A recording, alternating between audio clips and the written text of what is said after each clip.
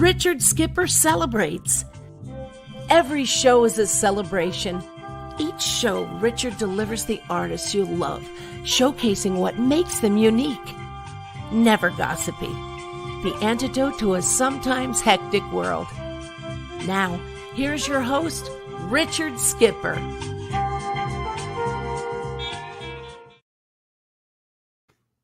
Happy almost New Year, everyone, and welcome to Richard Skipper Celebrates. I don't think there's a person out there who's not ready for the page to turn on this year and looking forward to what's ahead. At least I'm hopeful. I hope we all are, and I wish you all a happy and glorious new year. I am very excited about today's show because we are going to be talking not only about one of my favorite actors, Spencer Tracy, but we're also going to be talking with an author that I've come to love. I have to share it with this. This is a hefty book, but it is worth every page. It's James Curtis, and he has written what I consider now to be the definitive biography of Spencer Tracy. I'll tell you how this show came about. A few weeks ago, one of my favorite movies was being shown on Turner Classic Movies, and that was Guess Who's Coming to Dinner. It's a movie that I can watch over and over and over again, and it has a lot of poignancy because this was the last film that Spencer Tracy did. You can feel the love just popping off the screen between him and Katharine Hepburn. But I posted a photograph of one of my favorite scenes from the movie. And a friend of mine popped in and said, I am reading the most incredible book about Spencer Tracy written by James Curtis. And then a few days after that, I interviewed Kat Kramer, who happens to be the daughter of Stanley Kramer, who of course directed that film and many other films that Spencer Tracy did. And I reached out to James Curtis and I said, I'd love to sit down and interview him. And he agreed to the interview. And we are meeting now for the first time. How are you? I'm just fine. How are you today? I'm doing great. I want to ask you, I begin all of my interviews by asking those that I'm interviewing how they're doing really in the midst of this crazy world that we find ourselves in. You mean COVID? Yes. We're doing pretty well, actually. I can't complain too much. We've been careful, and we've managed to remain aloof of the virus, and so we've got things to keep us busy here and get out occasionally, and so we've had it a lot better than most people, I think. I can't complain about anything, really. And where is home for you? Brea, California, which is kind of a suburb of Disneyland. We're very close to that. Well, that's great, but no one's getting to Disneyland these days. No, that's true. Now, as I began to read this book, I've always heard writers say that writing is a very solitary profession. However, reading the acknowledgments in this book, and you were very, very fortunate, Spencer Tracy's daughter and so many people who knew him personally were able to help you with this journey of chronicling his life. Now, you have I want to talk about you for a few minutes before we get to Spencer Tracy. You have a very circuitous route to becoming a writer and celebrating these incredible movie makers. Tell us a little bit about your background and how you started writing, how it started for you. Well, it was weird because I was in college, but I didn't really have any idea of how I was going to earn a living. And there was a film festival that used to take place out here in Southern California called FilmX. Century City is where it was based. And every year there was a combination of new films, imports, tributes to older films and filmmakers, etc. And in 1975, they did a tribute to James Whale, the director. And at that time, I hadn't seen any of his work other than the things that you saw randomly on television, which were essentially Frankenstein, The Bride of Frankenstein, The Invisible Man. And I hadn't seen any of his mainstream work at all. And they accumulated not only a lot of films that to show that most of us had never seen, but also they had a lot of the people come as well. I remember they ran One More River, and Jane Wyatt came and talked. The Bride of Frankenstein, we had Elsa Lanchester come and talk. When Showboat was shown, Irene Dunn was there. And so I got a chance to see all this stuff for the first time. And all I knew about him really was that he died under very mysterious circumstances. And so not knowing what I was doing, really, I wrote a letter to Carl Laemmle Jr., who was the producer of these films, and asked about James Whale in particular, and he sent me back a letter saying, you can come and visit me if you'd like. So I drove up at Beverly Hills and to visit him one day. And he said at one point, he was very ill at the time, he said at one point, if you want to know more about Jimmy Whale, then you need to talk to David Lewis. David lived down the road a piece. He picked up the phone and dialed David Lewis and handed me the phone. And so David invited me to come right down to his place, which I did. And as you went in, there was this gigantic oil painting of James Whale that had been done, I found out, in 1936 in England by a woman named Doris Zinkhuizen. It now is on my wall in the other room in here. But he was very generous with his time. And at some point he said to me, well, if you want to write a biography of Jimmy, I'll help you in any way I can. And if I like what you've done, I'll give you the ending.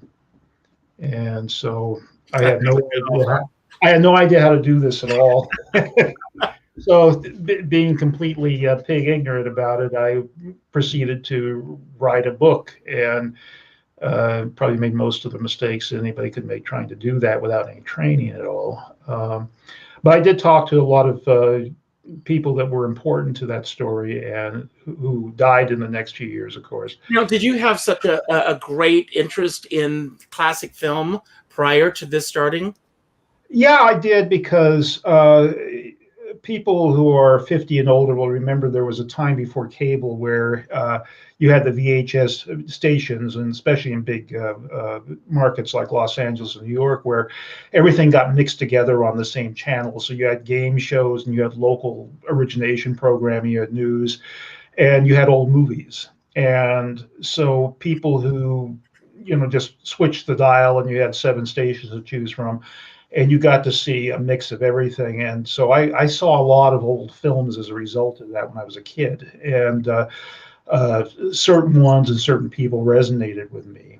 And so I revisited these people as an adult, and the stuff that wasn't any good didn't hold up, and the stuff that was did. And so I knew James Whale better after seeing his films at FilmX that year.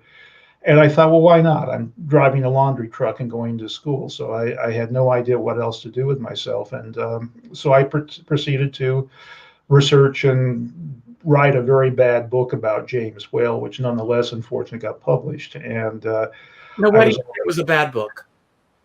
It was done without any knowledge on my part of how to do it well. Again, and this is at a time when there weren't a lot of books out there, biographies of people like him. And so later I went back and completely redid it, and that's the one that's available today. Okay. But so I just kind of started on this pathway to that. And one thing led to another, and I ended up doing a series of books on people that interested me, and one of them was Spencer Tracy. And now, where does this fall in the lineup of the books that you've written? Well, let's see. Well, the first one, which is still around, is called Between Flops. It's a biography of Preston Sturges, the writer-director. I did the James Whale book, which is called James Whale: A World of Gods and Monsters. What else did I do? The biography of W.C. Fields, which was published in 2003. The Spencer Tracy book is 2011. William Cameron Menzies was 2015. Mort Saul, which was kind of a move away from the film people, was 2017. And Buster Keaton is going to be 2021. Now, this book, if I read correctly, took you 7 years to write. We're talking about the Spencer Tracy book, of course. 6 years. 6 years. Now, obviously, I'm a big fan of Spencer Tracy. I'm sure you are as well. But when you sit down to say, I'm going to go on this journey, why Spencer Tracy for you personally? Well, going back to the days when I was a kid, I was taken to see It's a Mad, Mad, Mad, Mad World on my 10th birthday at the Cinerama Dome in Hollywood, just prior to the Kennedy assassination. And he was in it, obviously. He was the top billed person, and I didn't know who he was. I knew who all the comedians were. But I was fascinated by the film, and I remain so to this day. And so that was that. And then at some point on TV, I saw Inherit the Wind, and that really fascinated me. It hit me at a very impressionable time in my life, and so I read everything I could find about the Scopes Monkey trial. I started reading H.L. Mencken. I started reading bits and pieces about Spencer Tracy when I saw them. I became more interested in Stanley Kramer's work. I was a kind of an aficionado after Mad World, but Inherit the Wind really did it for me. And then when Guess Who's Coming to Dinner was released in 1967, I saw it in the theaters. And so I was fascinated by Tracy. He especially the older Tracy, was really a favorite of mine. I sought out more of his films as I could. And I always thought that he had been badly treated by people who do this sort of work. With the exception of Larry Swindell, who wrote the first Tracy biography. And I was going to say, I mean, how many biographies of Spencer Tracy are out there? And there's one that's so salacious it doesn't even belong on the bookshelves. That's the Bill Davidson one. It's a piece of junk. There are others. I won't mention names.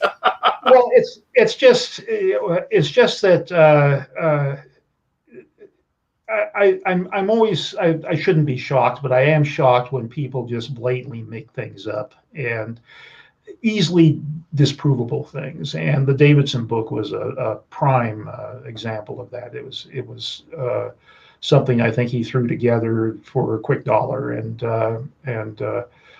I spend some time in the back of my book just enumerating some of the outrageous misstatements he chose to make in that. And he's deceased now, so you don't have to worry about being sued by him. But it's that sort of thing that unfortunately became a primary reference for people who presume to touch on that subject later on, primarily the 10,000 biographers of Katharine Hepburn. And so a lot of that became just accepted knowledge that he did some of the things that are alleged in that book. And so there needed to be a serious job done on him. And so that's why I made the inquiry to Susie Tracy about cooperation, if she would do so. And at the time, she had given her permission to somebody else to do it. And so I thought, okay, that's fine. And it turned out that the person that she had given the authorization to couldn't do it. Ultimately, interviewed a lot of people, and then couldn't write the book. So I got a call. Actually, no, I didn't get a call. How did this work? I got an email from a mutual friend of ours, indicating that the producer, William Self, would like to talk with me, and it was a very close friend of Susie Tracy's. And so we had lunch one day, the three of us, Susie, Bill, and myself. And that's how this came about. She agreed to make all of her father's papers available to me. Now, was this an easy book to sell, or did it become easier because you had the support of Susie? No, it was an easy book to sell. I had a relationship at Knopf at that time, and it's a complicated situation, but essentially my editor really wanted to do it, and the proposal ended up being a short letter from me just saying why I thought it was necessary. And so we went ahead and agreed to do it, and then started the six-year Well, clock. as we've already touched upon, there have been so many books and there have been so many misconceptions about Spencer Tracy. What do you think the biggest misconception is of Spencer Tracy that's out there now because of these books? That he was gay. That didn't even come up when we were talking about it initially, but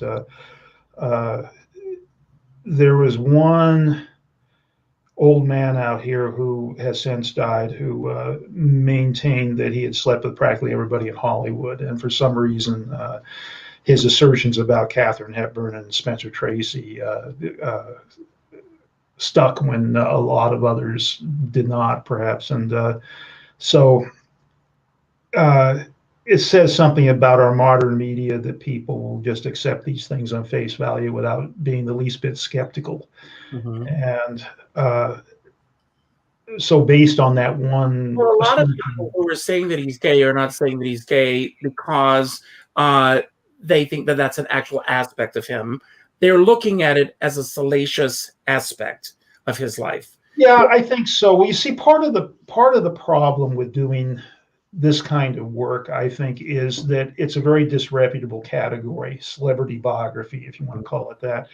And there's a lot of junk out there. And as a result of that, people who read these books aren't necessarily looking for an informative read. It's people always ask what my approach to this kind of work is, and I can paraphrase Ernest Hemingway, who said, "I'm not here to judge, I'm here to understand." A lot of people, I think, are looking to judge, and I hope they would learn in time to stay away from my books if that's what they're looking for. Real life is a lot more interesting, a lot more complicated than that, and so the people who are looking for a salacious read, they're not happy with the book that we're talking about here. But to me, I want to know what really happened as close as I can come to it, and that's why I wanted to talk to you. Absolutely. Right. And so I take these on because I'm curious myself as to how things went down. But when you get some of the assertions like the ones made by the late Scotty Bowers, every time the story gets told, the details of it change. He allegedly wrote an autobiography, which was very heavily ghosted. And if you go back and if you pick apart the historic details that he includes, none of this could possibly have ever happened. Well, it's interesting, I will tell you, and this is the truth. Last night, I was talking to a dear friend of mine, and the first thing he wanted me to ask you about was Scotty Bowers, because that is so heavily in his book. And I said, well, Scotty is not a part of this story. So... Well, you might have noticed also I have an author's note in the back of the book where Bowers' book hadn't come out at that point. He was quoted quite generously in a biography of Katharine Hepburn, and so I addressed that. And really, it doesn't hold any water, those assertions.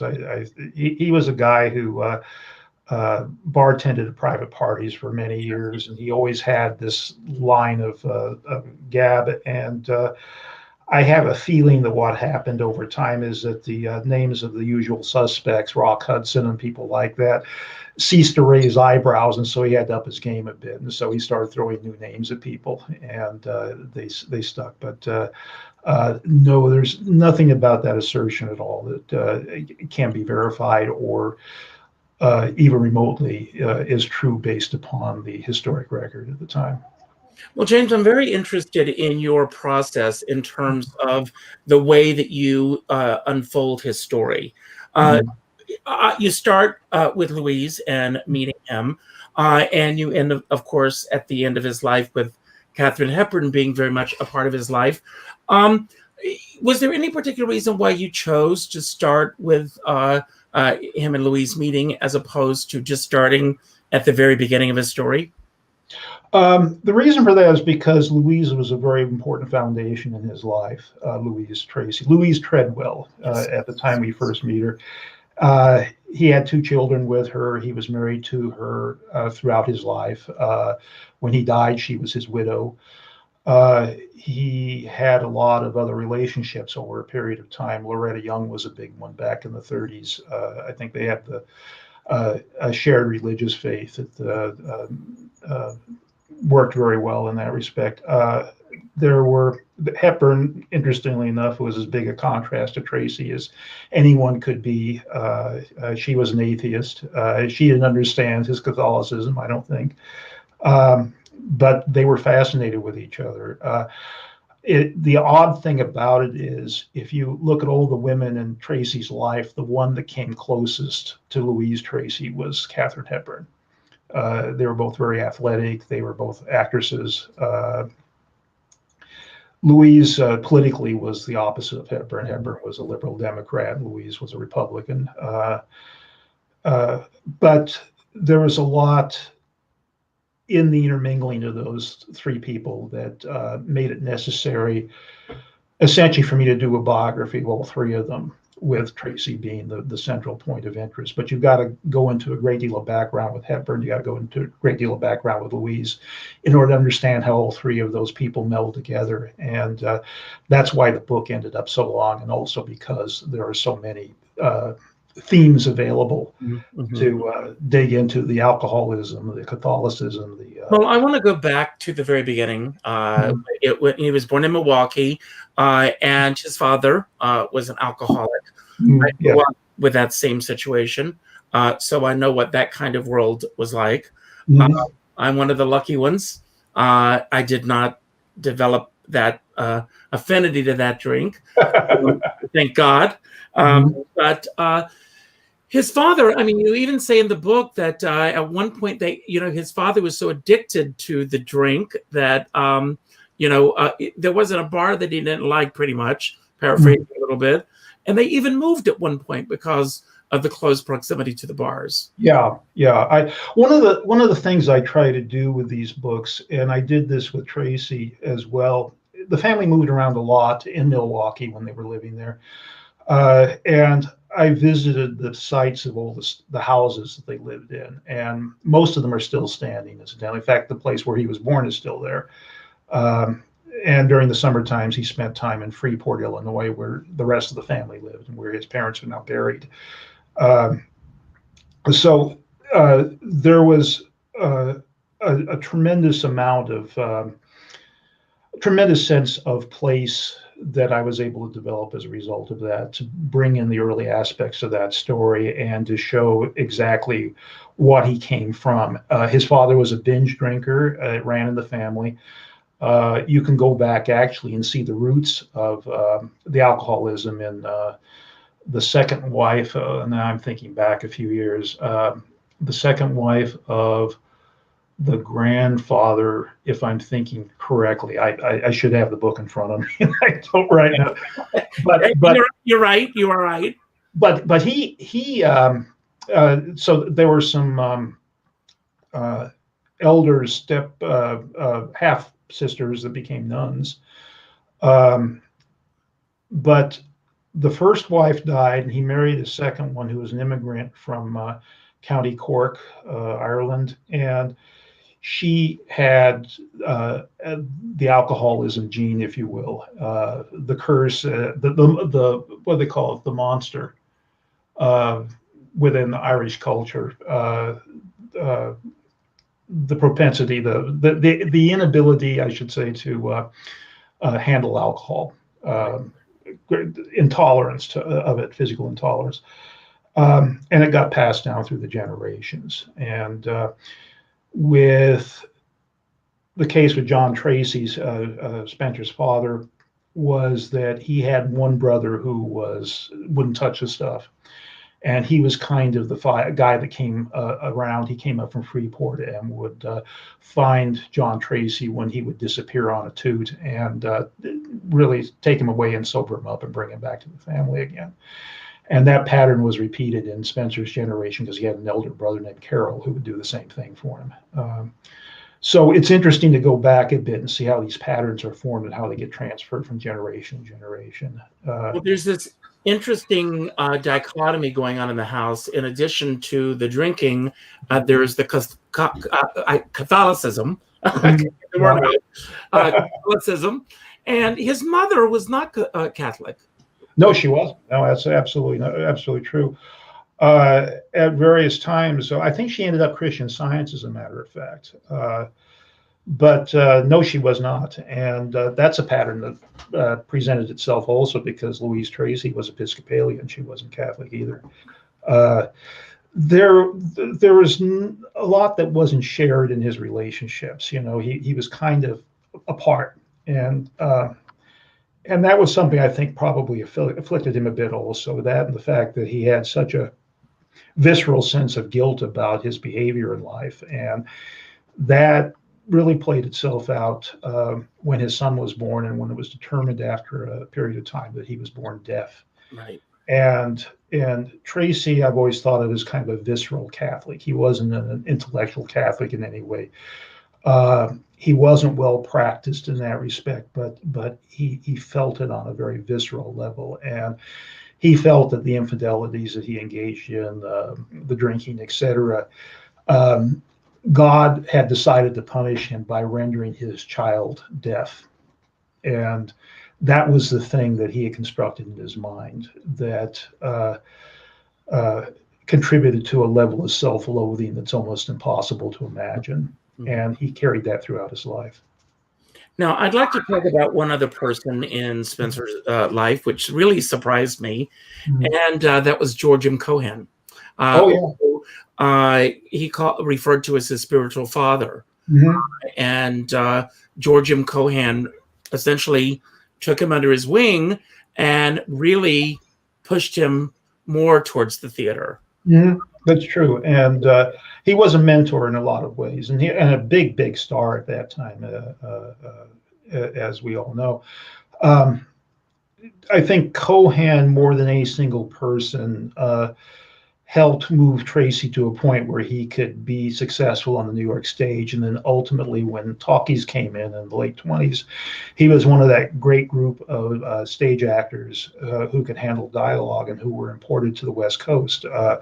Walter Houston was one of them. Humphrey Bogart was one of them. There's a whole slew of them that came in at that time. And learning lines was very easy for him. I mean, he had a photographic memory apparently, and so he could just glance at a page and he had it. In fact, one of his techniques, I think I described somewhere in the book, was that he would read a page and then he would put it aside for a couple of days before he actually did it. And so he had it, but it wasn't right there in front of him. And he had little tricks also to make it look like he was searching for words and that sort of thing. It was what Louise called that natural thing that he had developed. And it was unusual at that time. You didn't see a lot of, especially film actors, that could pull that off. And that contributed to a very early reputation on Tracy's part, especially when he was making nothing movies like the early ones he did at Fox. Fox. Yeah. Well, where he was. I'm sorry, go on. No, we're going to get there. I want to, get this timeline with him. He goes into the service. He does come to New York to pursue a career, gets a scholarship at the American Academy of Dramatic Arts when it meant something to get a scholarship there. That's true. Yes, and it was very difficult at that time to get into the Academy. But then he started doing a lot of bit parts and everything, gradually getting larger parts. Was it The Great Mile? Was that The Last Mile? Sorry. That where Hollywood came knocking at his door. Well, that was his great breakthrough. And ironically, it was also the great breakthrough for Clark Gable, who did the same production on the West Coast. And the two of them together played the same part. And as a result of that, they were both recruited into films. Tracy to Fox, where he worked for John Ford right out of the box, and Clark Gable, where he went to Pathé, I think, and he did some early stuff. Famously, his first film was called The Painted Desert with Hopalong Cassidy, William Boyd as the star. And so it took him a while to become established, but both he and Tracy were pretty much the same age, had the same trajectory to their career, and ended up both at MGM, famously enough. Well, how many films altogether did Spencer do at Fox before MGM brought him on board? About 20. I don't have the exact number in front of me, but interestingly enough, his best films were loan outs, where he was sent to other studios, including MGM at one point. He did 20,000 Years and Sing Sing for Warner Brothers. Yes. And the Show Off for MGM, which I think is a terrific film. Few people have seen it, but he's a lot of fun in it. He's a great film, I think, great comedy.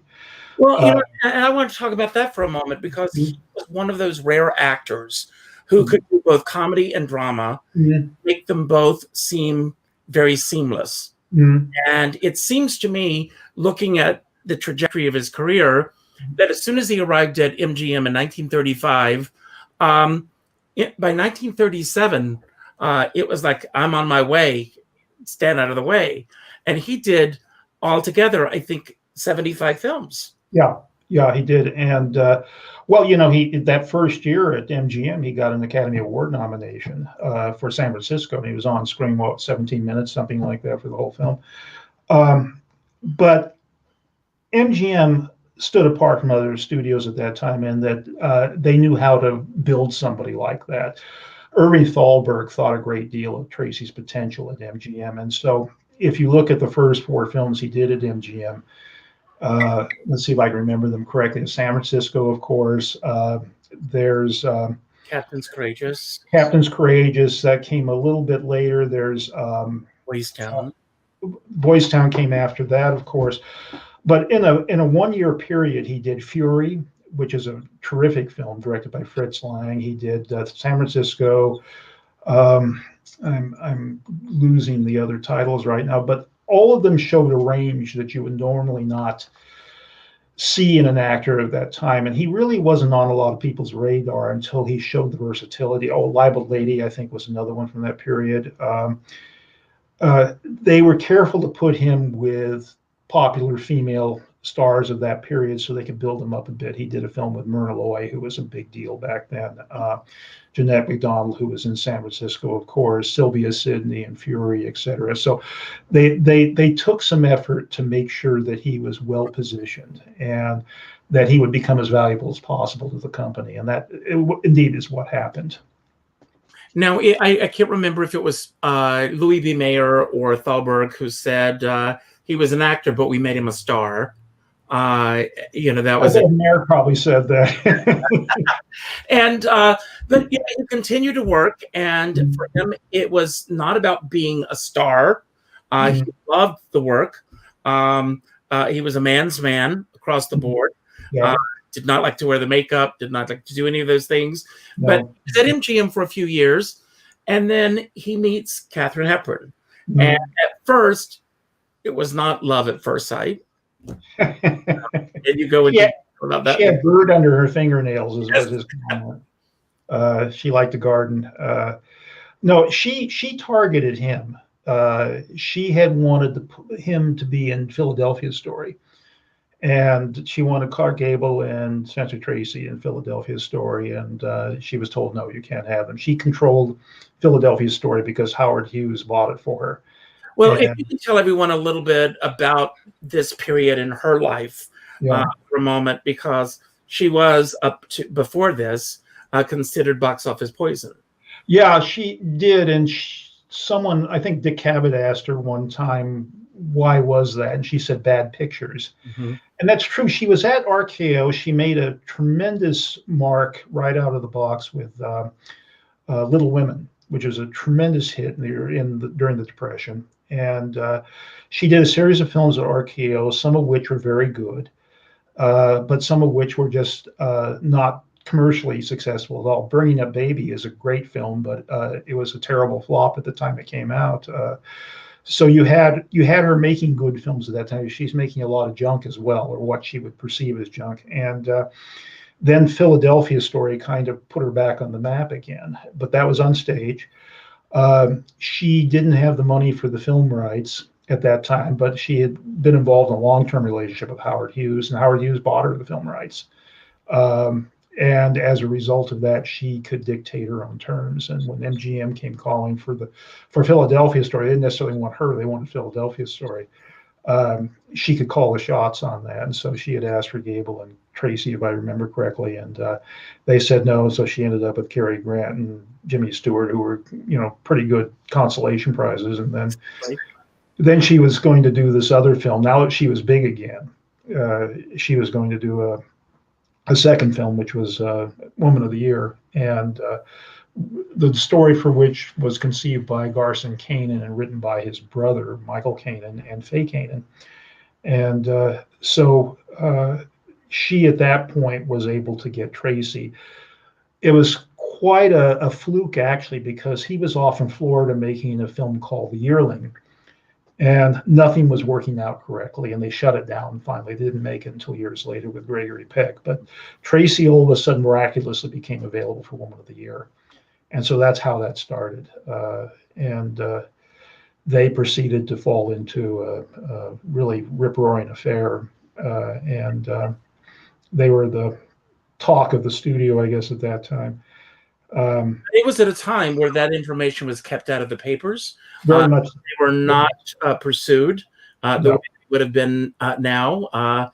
They were not Brad and Angelina by any stretch of the imagination. Well, the thing is also, Katharine Hepburn was not married at the time, but he was, and he had kids. And so they were very concerned at MGM that that would get out. And it's interesting, they had a lot of, Howard Strickling, who ran the publicity operation out here in the West Coast, he was very much a transactional guy with the press. And if you played ball with him, then you might, be able to gain a private audience with Clark Gable or Greta Garbo for an interview or something. Well, journalists, especially freelancers and the like, that was currency. That was great stuff to be able to. So if they wanted to tamp down a story, they could.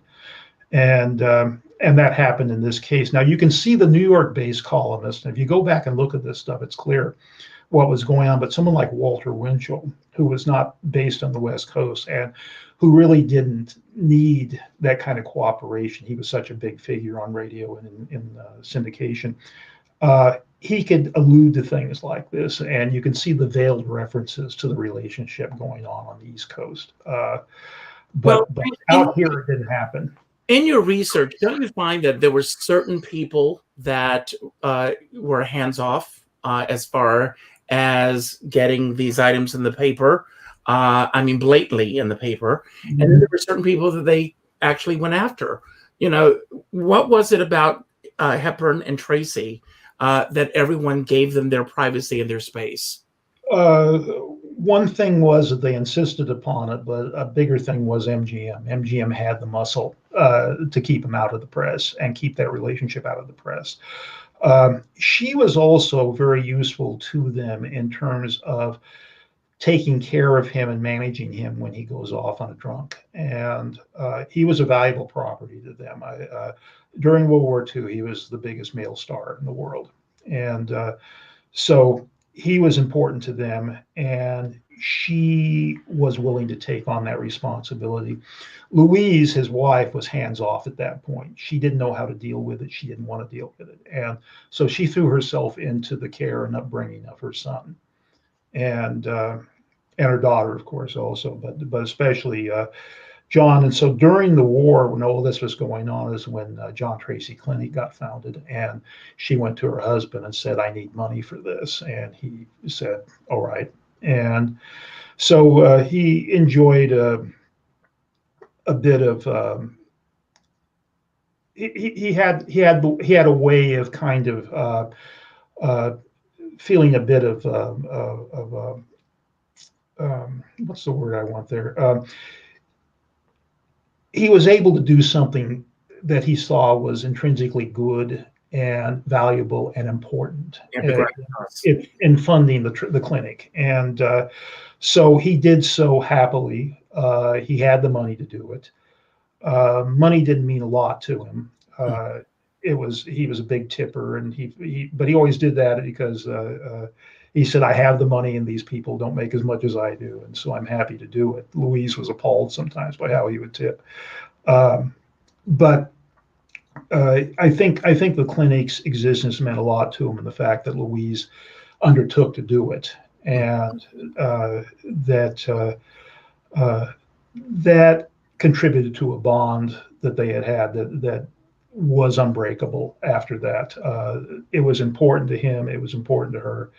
And furthermore, it was important to Katharine Hepburn in a way. And when at one point they actually did have an opportunity to get married in the 1950s to go off and do it, Hepburn said no. Mm-hmm. He put it to her, and she said she liked it the way it was, in effect. Mm-hmm. And well, they were both very independent people as well. Yeah, well, independent in a sense. I think there's a great dependency that comes with somebody who renders themselves as helpless as an alcoholic does sometimes. And so I think that Joe Mankiewicz in the book, he does some psychoanalyzing, and he said that with someone like Tracy, Tracy would disappear off into a hotel room for a couple of weeks with a case of scotch, and he would just drink himself into a stupor. And so Mankiewicz said, when you're doing that to yourself, you're essentially regressing back to infancy, and you're looking to be taken care of. You can't do anything for yourself, etc. And that's where Carol, his brother, came in. But that's where Hepburn came in as well. And was it a cry for help? I'm not sure what it was. There's a point at which you can't explain this stuff anymore, that it happened. And it's like, the act of crafting a performance. You can get to a certain point with it, and then, as they say, the thing happens.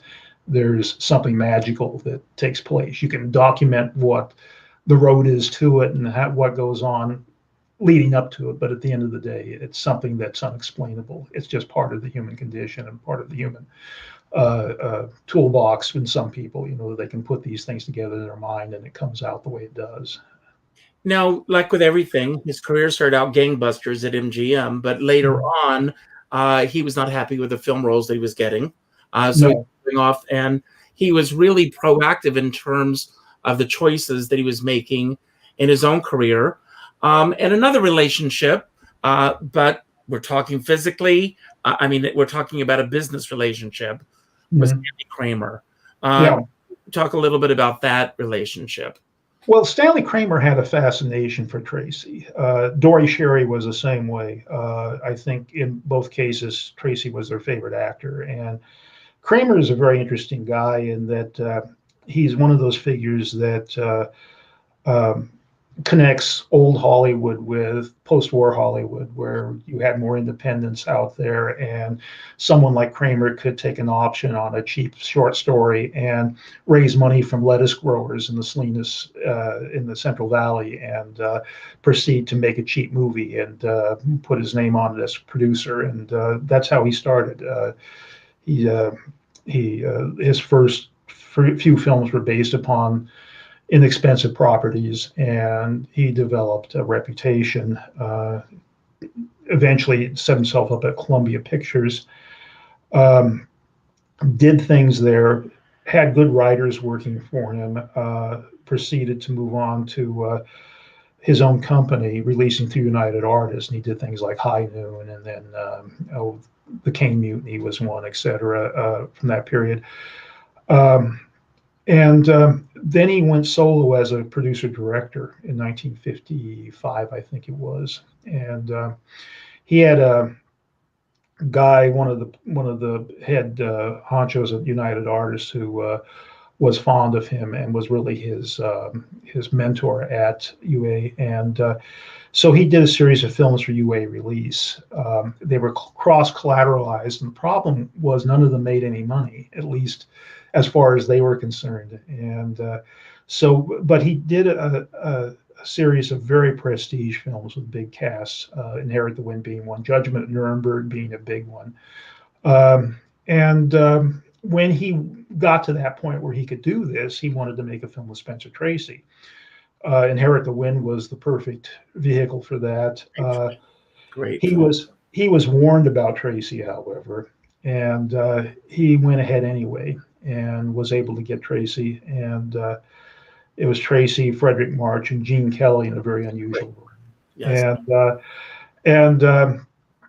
I just thought he did a terrific job with it. The screenplay, I think, is better than actually the play itself is. And the cast is wonderful, and it's beautifully directed, I think. And at the time, it was not a big commercial success. It found its audience on television, and it went into profit finally many years later. And after he died, of course, and unfortunately. And so his daughter, Susie, would get the checks occasionally, the profit sharing on that picture.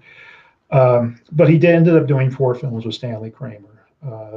That one, Judgment at Nuremberg, Guess Who's Coming to Dinner, and Mad, Mad World. And during that time, of course, as we know, he was ill from time to time, and he spent a lot of time off screen. He also did some other memorable stuff without Kramer. The Last Hurrah again with John Ford.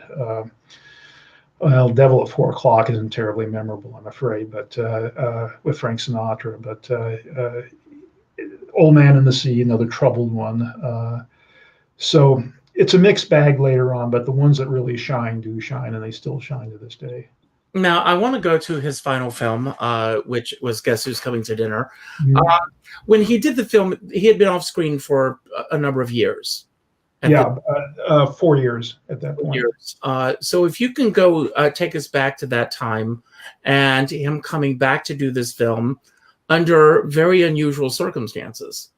Well, he was in fragile health, and they were concerned not necessarily that he would die so much as that he would fall ill to the point where they'd have to shut down the movie. And so the way that film came about, ironically, the odd thing about Stanley Kramer's career is the last film he did for United Artists and he were done with each other. And he did one more film with them, which was It's a Mad, Mad, Mad, Mad World. And ironically, that was the big hit that brought everything else together. His other things were cross-collateralized, and Mad World was such a tremendous hit that it paid off everything. And so the same thing happened with Columbia. He moved to Columbia, and he was going to do 3 films, I think. And one of them, the first one was Ship of Fools. The second one was going to be a Civil War drama with Abby Mann, who wrote Judgment at Nuremberg. It was called Andersonville. And then there was going to be a third one. And so they got Andersonville written, and they were getting ready to shoot it, and they couldn't make it work budget-wise. It was going to be too expensive, and the studio wouldn't go for it. And so the relationship soured, and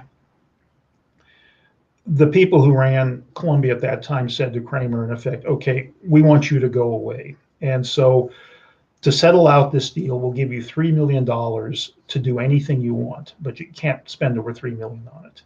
And at that point, he had worked previously with William Rose, who was a great American-born screenwriter who did a lot of his best work in England, and came back to this country and did things like The Russians Are Coming and Flim Flam Man, things like that. And anyway, Rose had this idea about an upstanding liberal white family, I guess you could say,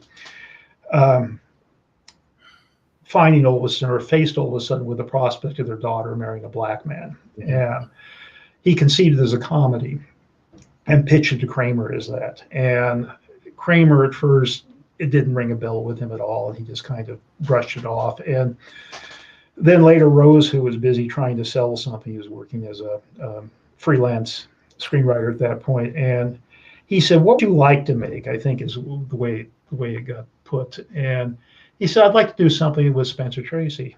And I don't think Hepburn's name came up initially. It's been so long since I worked with this material, I've kind of forgotten the details of that. But essentially, what happened was he said, "Well, I've got the perfect story for you." And then Spencer Tracy and Katharine Hepburn, and they're the parents in this story. And so then all of a sudden the light bulb went off, and Kramer says, "Okay, I want that story." And so that's how it started. And then Kramer had a long-standing relationship with Sidney Poitier, who was about the biggest thing in films in 1967. I mean, that same year that he did Guess Who's Coming to Dinner, it was To Sir with Love and also In the Heat of the Night. I mean, he had all three of those films in one season. And once they finished with Guess Who's Coming to Dinner and it actually came out, it turned out to be the most successful film in the history of the studio, Columbia Pictures. And again, that was a go-away film that he did. And it again, that and Mad World were the two monster commercial hits of his career. But Tracy was in very delicate shape at that time. He had almost died previous to that. Spent a lot of time in the hospital, St. John's in Santa Monica. And so Kramer had to figure out how to set up a film with Tracy when he was uninsurable, in effect, and to be ensured that they could handle him and get what they needed from him, and at the same time not wear him out or endanger his health. And so that's when he came up with the idea of shooting 2 hours every morning with Tracy, and everything would be structured around the time they had with Tracy. Any reaction shots and the like they got at that point, and then after that everything else was done without him. So they had a 2-shot where he was talking to someone, cutting back and forth between them. That person waited to the afternoon, the script supervisor fed them their lines, and Tracy was gone by that point. If Tracy wasn't on camera, he wasn't there. And that's how they got the film made. It was an extremely delicate situation. Hepburn had to agree to take no salary up front. Kramer had to put up his salary as well, so that the studio was protected in some way financially if they had to shut down the production. And so it was a very tense situation, and but what they got was extremely memorable, as we all know. And he died later. He died 10 days later. Yeah. I think it's 10 days if I'm remembering correctly, but they had it strung together already, and Kramer had determined that he did not need any more from Tracy. And so the film was essentially finished when Tracy died, but it wasn't because they needed anything else that they had any trouble with it. And so part of, I think, the appeal of the film from a commercial standpoint was to see Spencer Tracy in his last film, as well as Tracy and Hepburn together one last time, plus Sidney Poitier. And the subject matter is pretty controversial in 1967 as well. So all those things contributed to it. And plus the script was pretty good and won the Academy Award that year. So. And she won the Academy Award as well, Yeah. And Tracy was nominated. Yes. It's been a while since you wrote the book. It's been a few years.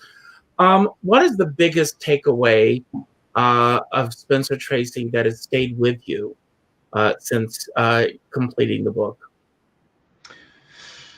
I guess the nature of someone who chooses to do that sort of work and does so memorably. The nature of the talent involved. There's a lot of luck involved. Circumstances are involved. The fact that he was born when he was, and that he could come up in a system where being a movie star was a pretty weird business, but at the same time, the media wasn't as dispersed as it is today, where you've got all these vertical channels out there for whatever you want to watch. You can find a whole channel that shows you nothing like the game show channel, for instance. Back in the days we were talking about earlier, all that stuff was mixed in together, and you were exposed to a lot of things you wouldn't be otherwise. So it's how someone like that was able to take that, and with everything that he carried in terms of burdens, the guilt that he felt, the self-loathing, the alcoholism, the certainty that he had visited upon his son, the state of deafness, et cetera, et cetera. All of that stuff working together. How I guess part of what's interesting is how he had a circle of people around him that enabled him to be Spencer Tracy. Hepburn was one of them. Louise was certainly one of them. Stanley Kramer was one of them. His brother Carroll was one of them. You had a group of people that allowed him to function. If you take away any one of those people, the whole thing falls apart. And but because they were there, he made it through his. He worked right to the end of his life and did 67 years old when he passed away. 67. He looked 87. I know, absolutely. Yeah. Well, I can't believe this, but we are at the end of our program. Wow. I hope it was good for you. Yes. Thank you. Before we wrap, I do want to ask you, what is your favorite Spencer Tracy film? Oh, Inherit the Wind. Still. There are others. I'd say there are probably a dozen to 15 that are, really first rate. Adam's Rib is one. Pat and Mike is one. The Fury, as we mentioned before, Power and the Glory. Some that we didn't get around to talking about, but yeah, 10 or 15 of them. They're for the ages. And I had my friend David Lewis, who's a producer. He made something like 40 films, and out of them, I asked him one time what his favorites were, what he thought the best was. He said Dark Victory, Oldest in Heaven 2, Camille, and one other one. Anyway, and he said 4 out of 40. He said that's pretty good average in this business. So Tracy had about 10 or 15. They're just remarkable. Well, James, I want to thank you for taking the time, an hour with me this afternoon. It means the world to me. It's a great, great, great book. And believe it or not, I know you told me it was out of print, but I got my copy and I found ways to find this book. Okay. So you can go on the internet, you can get it. I want to thank everybody for tuning in today. If you enjoyed the show, and I hope you did, and if you don't mind, please go to my website, richardskipper.com. Sign my guest book with your thoughts about the show. That helps to boost the show in other markets. Then I want you to do, I always end my shows by telling everyone to go out and do something nice for somebody else without expecting anything in return. What you can do is go on the internet and buy a copy of this book and send it to a friend. They'll appreciate it, and you will too. And I know that you're working on a book about Buster Keaton. Mm-hmm. And I hope if this wasn't too painful for you, that when that book is finished, that you'll come back and we'll talk about Buster Keaton. Sure, of course. Great. And before we end the show, James, I want to ask you to have the final word. Anything you want to expound upon about anything that we talked about today that you want to build upon? Anything we didn't talk about that you wish we had that you want to put out there? Or any message that you want to put out as we end this year and head into a new frontier? Who knows? Thank you for being here today. I can just look forward to 2021 after such a rotten year that we've had, and I have trouble not being optimistic about what's coming in the new year. And the vaccine, the new administration in Washington, there are a lot of things that have got to improve, and we're moving in the right direction, I think. And so we've managed to weather the last 4 years, and let's hope we don't have to do that again anytime soon. Amen. Amen. And thank you for being here. Thank you. Good luck with the next book. Thank you. Bye now. Goodbye.